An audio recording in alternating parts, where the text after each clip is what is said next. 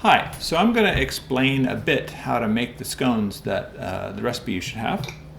This is the mix that we've sent. The recipe calls for cream, butter, and sour cream. It actually doesn't call for sour cream, it calls for, creme fraiche. And I couldn't find creme fraiche, so I picked up sour cream, which is kind of the same thing.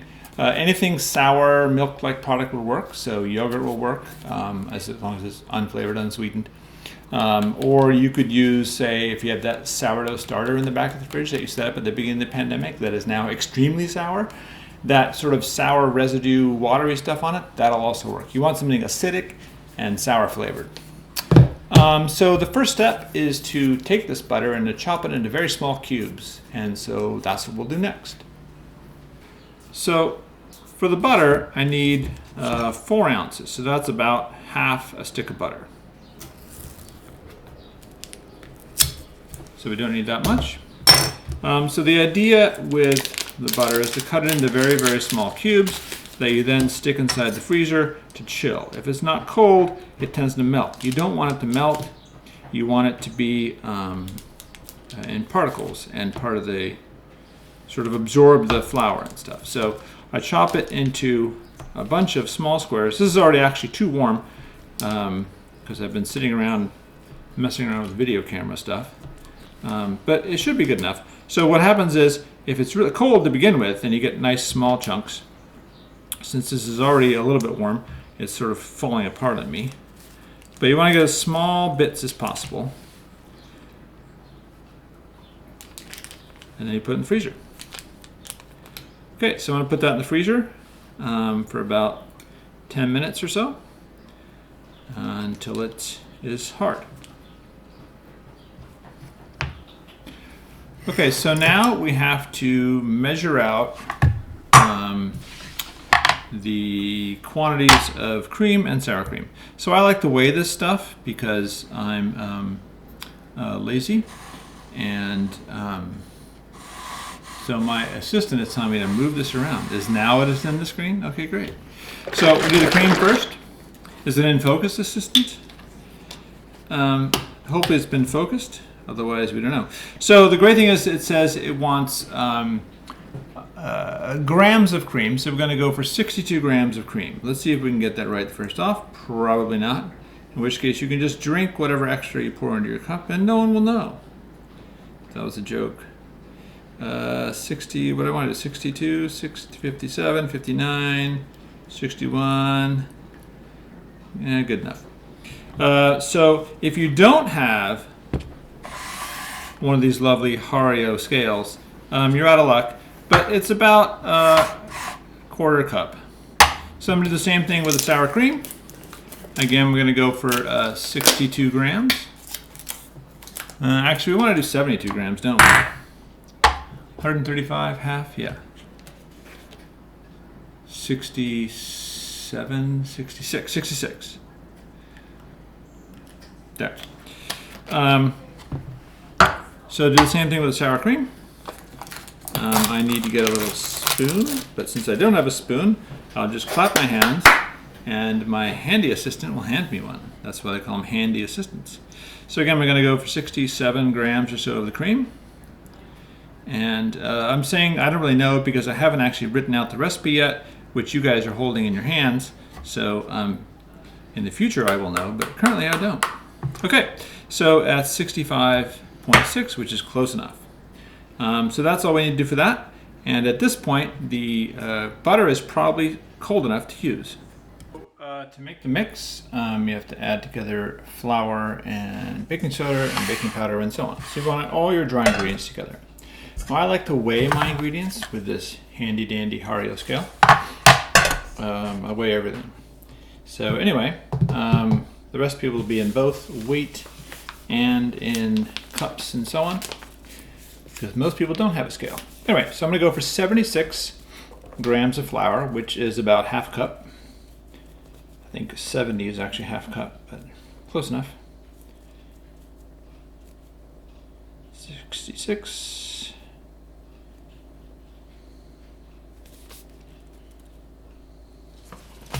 And too much.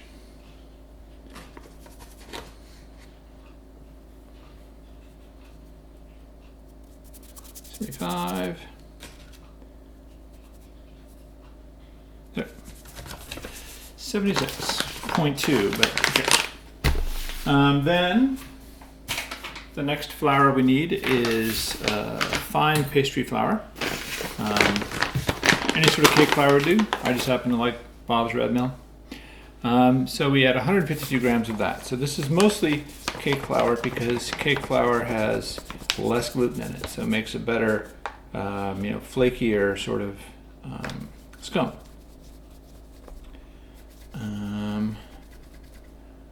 Going up 152, we're at 107, 8, 9.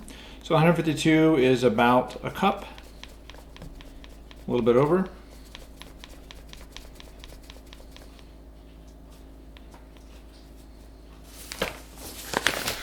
And that's about right. Oh, perfect. 152. Next, we're going to add some sugar to this. So I want 45 grams of sugar. So scale that, tare that rather. I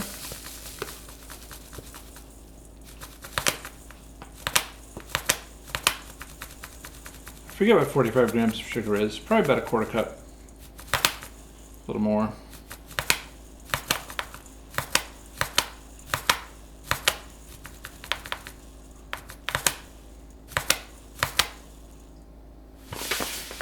Good enough. 45.5 in case you're keeping score. And now next I need to put in baking soda and baking powder. Now I like to weigh everything together, but not these guys. The problem with weighing baking soda, baking powder inside of your actual mix is if you screw up, you can't take it out so easy. So I'm going to go for 6.2 grams of baking powder. Oops, forgot to scale that. Tare that rather. 6.2. So my scale here is only turns on, see, at 2 grams. So I can't do anything less than 2 grams from 0, but I can do it from more than 0. So 6.2.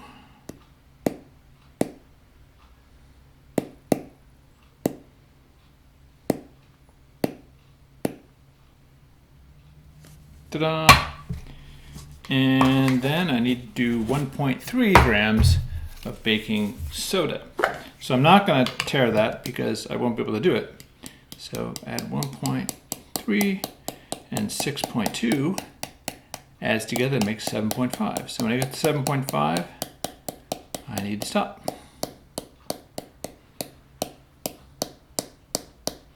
$7.5 is about half a tablespoon. Oops, way over. Well, I'll be a little bit too baking soda-y. Good enough though. Not that different. Okay, so I mix those two together and I add them into the flour. And then I'm gonna grab a little whisk here. Grab a regular spoon, stir it all together. A whisk could be good too, except that our whisk is apparently in the dishwasher. So you mix it all up. And now that's ready for the butter.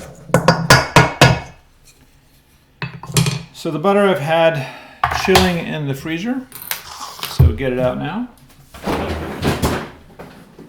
I've added the butter that I had in the freezer to the flour. And the point of that, putting the butter in the freezer, is that it gets cold. So like as I smush it around here in the flour, it's not melting in my fingers, but it's staying cold. And then the job here is to try to break the butter up so that it just becomes completely incorporated in the flour. And the flour then looks a lot like, say, coarse cornmeal. So right now you can still see giant chunks of butter that have flour on them. So what I'm doing with my fingers is I'm smushing together all the butter bits into the flour and sort of, making it all one thing. Instead of being flour and butter, it becomes, one big floury gob that each flour bit has a bit of butter in it. So another thing here, if the flour is not cold, sorry, the butter is not cold, then it will melt, and then what you end up doing is developing the gluten in the flour, because you basically, if you put flour in liquid and work it, the gluten bonds together and the starch floats off the gluten. So then that makes a really tough scone. You don't want that. So I'm going to pause the recording here while I keep doing this, and we'll come back to this in a minute when I'm done, because this probably takes about 5 minutes. The other way to do it is to put it in a Cuisinart and zap it that way. That's probably the best, easiest, fastest way. But maybe you don't have a Cuisinart. The only danger with a Cuisinart is it gets really hot because that blade's moving very fast. So don't do it for too long. Another way to do it is to put it in a mixer and use the paddle attachment. But I've never done that, and frankly, I don't see how that would work very well, because it's not cutting the butter, it's smashing the butter, which I guess is what I'm doing here, but still, I don't trust that to work so well, because I don't do it very often. We just got the mixer recently. Okay, so I'll be back in a minute.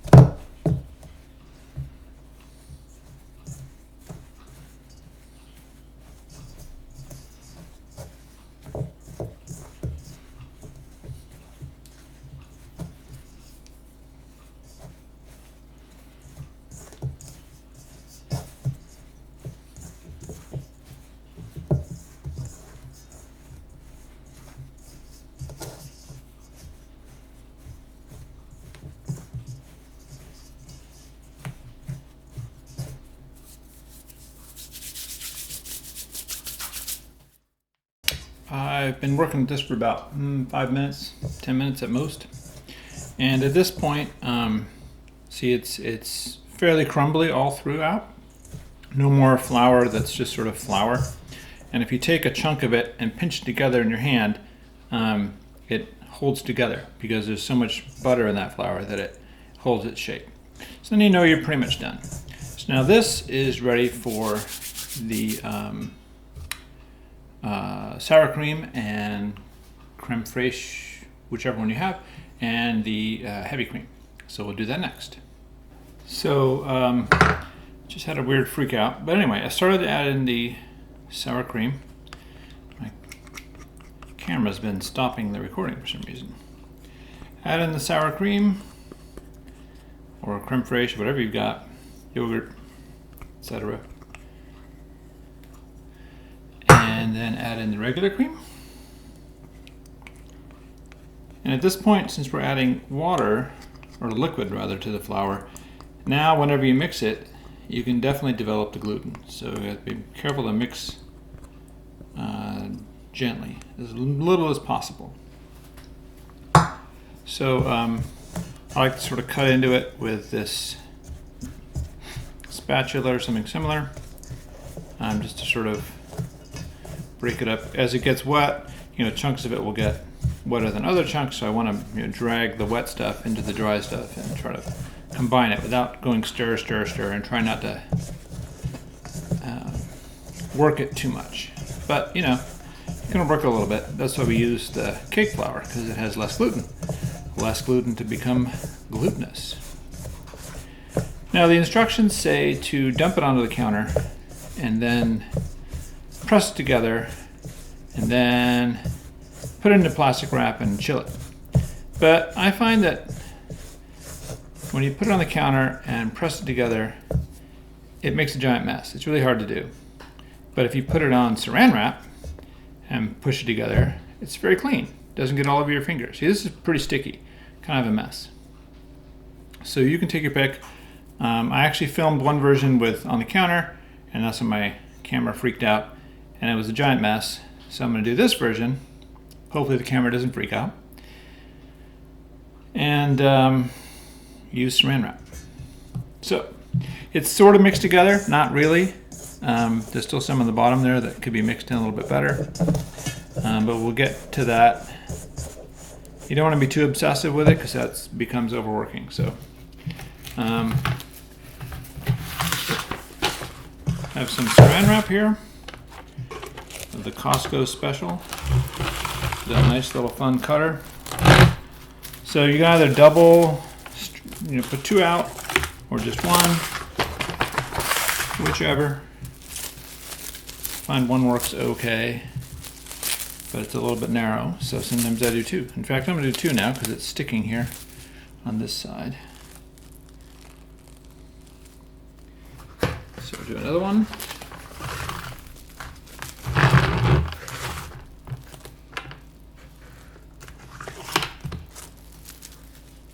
Honk. One of the nice things about making my own lunch during high school is I got pretty good at using saran wrap, because back then we didn't care about the environment and plastic and all that stuff. And I still don't really care. I'm gonna have to stop using saran wrap every once in a while. Try not to use it that much though, because this is going to be around for thousands of years. Anyway, so you see this is still very dry, not wet at all, and if you try to mix it together, it tends to fall apart and gets all over your hands. But so the goal is to sort of push it into as much as you can into a square or rectangular block without getting all over everything. But I'm going to use the saran wrap here to help out. So I'm going to lift like that, and you can really push it together, and then ta-da, it's not touching, not sticking to your hands. And do the same thing going the other way. So it's a little bit like kneading, but with as little extra working as you possibly can.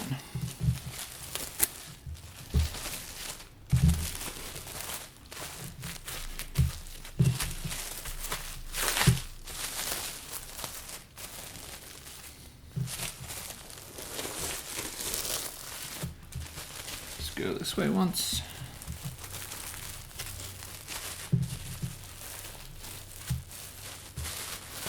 So again, the more you work it here, I'm probably overworking this, but the more you work it here, the tougher the final product is going to be. So don't do it that much.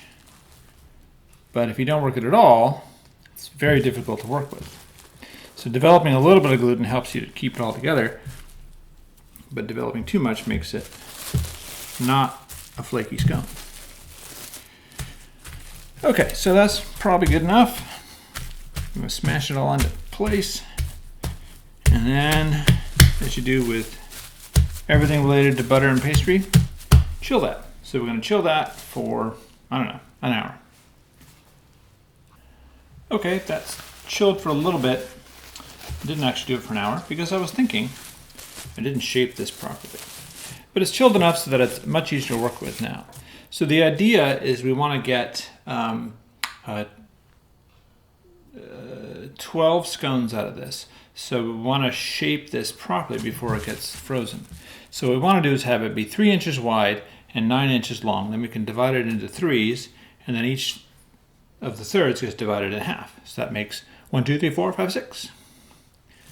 Or something like that. So I guess we're going to do 6 scones, not 12. Anyway, yeah, 12 is for some having the recipe here, so that's the problem. In my brain, I have to do a little math as I think.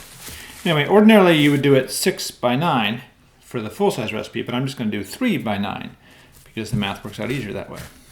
So I'm going to fold this over a bit and work it a little bit more, like I said not to before, to make it so that it is 3 inches wide and 9 inches long.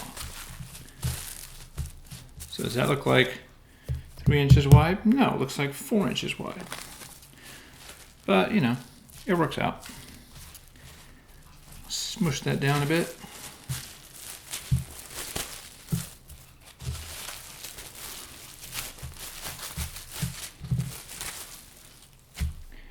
Now we'll use the saran wrap to help us as we roll this out. So I've got a little inch marker here so I can tell that's 3 inches wide and we are a little over 9 inches long. So all I need to do now is make this about even along the way, so that way we don't get an extra skinny scone in the bottom, extra fat scones at the one side. Again, trying to work it as little as possible. Just sort of shape it. How's that look? A little more than 3, but not too bad. A little more than 9 by a lot, so let's make this a little bit shorter.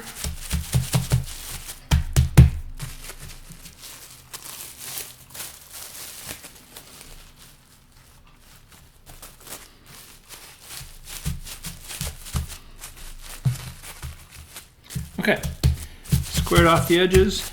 It's roughly even. It is 9 inches long, 3 inches wide. So again, we're going to cut it into thirds here. This is 1, 2 scones, 1, 2 scones, 1, 2 scones. So that should be good. Okay, put that in the freezer for about an hour. Okay, I'm going to cut these up now. They've been freezing. Actually, they've frozen overnight. I don't even know what's going to happen now. I had to reshoot some things. And so this is a reshoot. So again, we want to divide these into thirds. If my math was right, this would be 3 inches wide and 3 inches long. But clearly my math was not right. But just eyeball it into thirds. And no one will complain because these are not going in the window of a shop in Paris. Okay, let's get the flat side flatter. So that's 2 scones. Whoever gets these middle scones is going to get a bonus because they're slightly bigger. 2 more scones. And that's 6 scones. Oops. Oh well. So 6 scones. Now we need to put them on a baking sheet. I've got one here.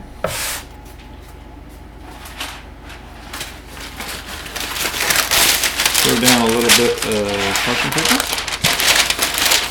The ripper on the parchment paper never works, but I'm going to cheat. Don't tell anybody I'm doing this because, uh-oh.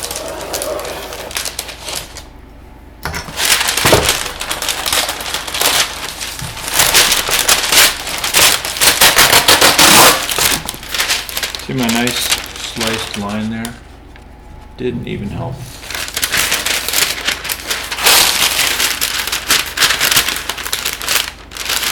Parchment paper is funny stuff. It doesn't like to rip. It's sort of weird. But anyway, does the job. So 2 scones. And 2 scones, and 2 scones. Now I like the way that's set up. Let's give it a little more space. We've got tons and tons of space on this thing. Okay, so the next job is to, always taste your scones. So I'm going to pop this in my mouth right now, just a little bit. Because if you forgot to put sugar, or like on that Great British Baking Show episode where the dude put on salt, not sugar, you want to know. Okay, so next we want to put a little cream on them.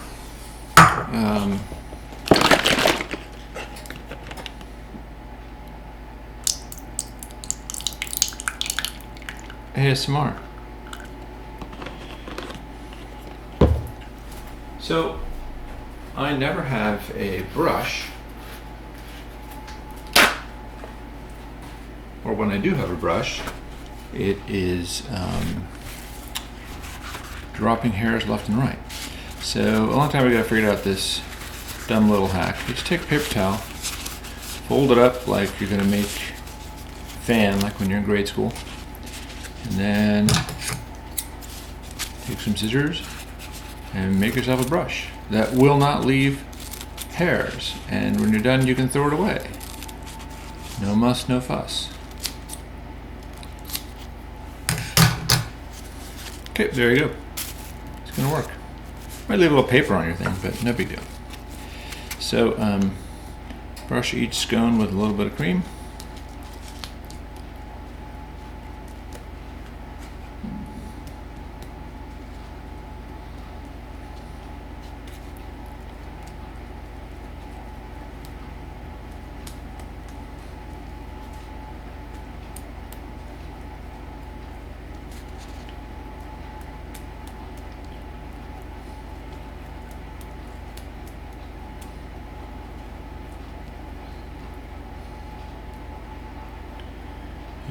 Or maybe a little bit more than a little bit, depending on how you feel.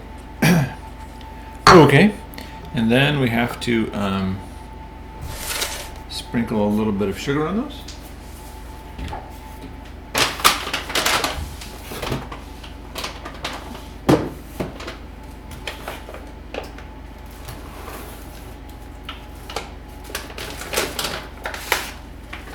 So for sprinkling on sugar, I use this turbinado sugar. Trader Joe's has it, Mother's has it, whatever. The Y, it's a little bit crumblier. So if you look at that, those are huge chunks of sugar. So it's kind of fun. And it makes a nicer sort of topping. You can use regular sugar too, or jam or whatever.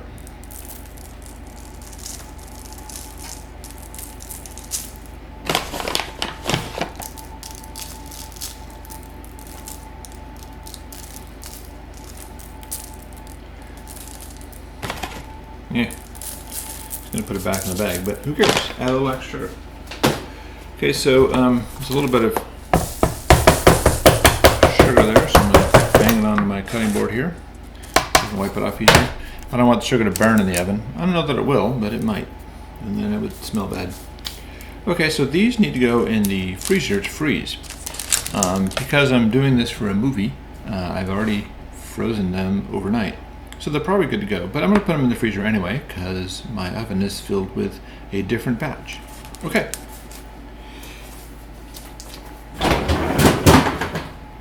It's the next morning, and I'm going to take these out of the freezer. And there they are. All frozen. Pretty hard. Never actually done it where I completely freeze them overnight, but we'll see how it works out. Okay, into the oven, and then they should be out. So I want to show what it looks like when they're halfway done. Looking pretty good in there.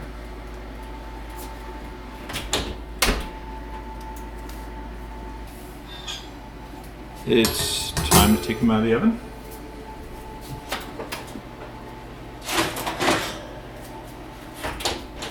I did a convection oven, and so I only did them for 20 minutes.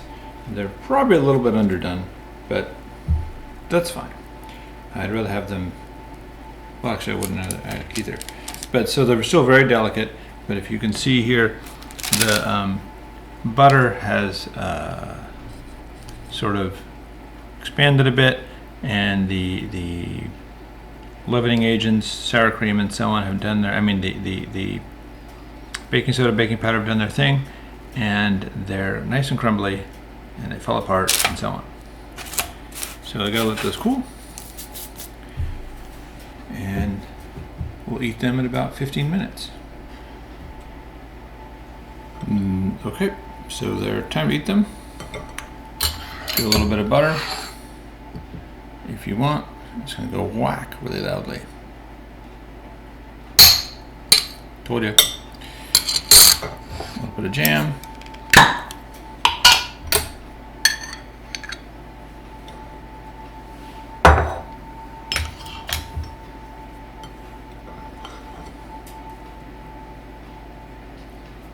Still a little bit hot because I'm rushing this just to get the movie done.